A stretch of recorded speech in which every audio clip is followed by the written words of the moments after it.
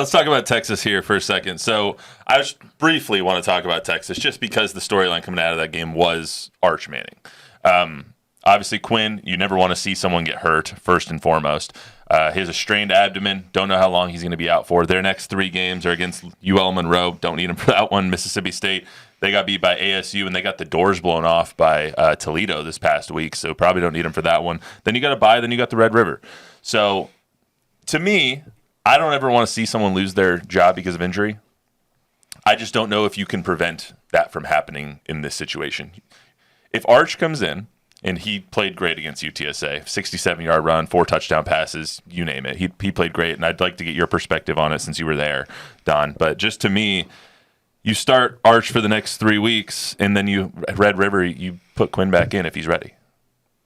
100%. I agree with that 100%.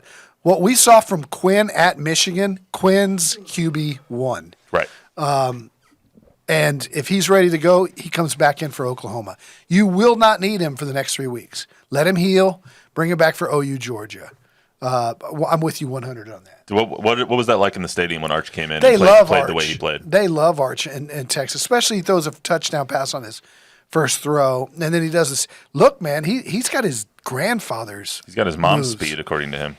He's got Archie's. You go back and look at tape of Archie Manning at Ole Miss, and I think it was 68. He should have won the Heisman Trophy. He was amazing at running the football. He was a scrambler. Arch had speed to finish and the double juke, foot in the ground move. It's not Peyton speed, that's for sure. No. Chuck, No, that was shocking. I didn't know that he was quite that athlete. Chuck, what are the I'm trying to think of how to phrase this.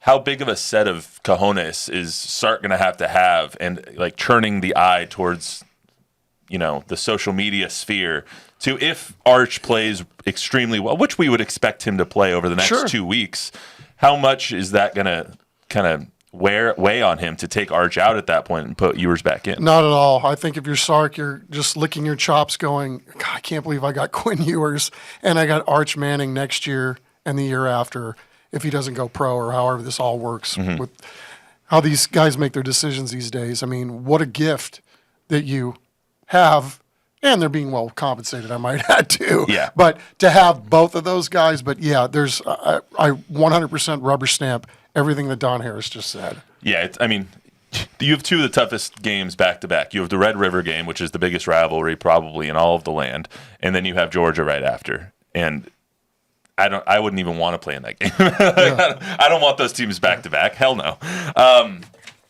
It's just so interesting to me that you have probably a consensus top 10 NFL draft quarterback in Quinn Ewers, and we're actually talking about him being replaced by his backup. Oh, no, I'm not. No, I mean, like I don't think you are. a lot of people are. Yeah. I don't think any of us think that. That's the name. It's the name thing. Yeah, obviously. But Quinn's better right now. 100%. I think Arch could be better in the long run, but both of them are going to be starting quarterbacks in the NFL. Absolutely.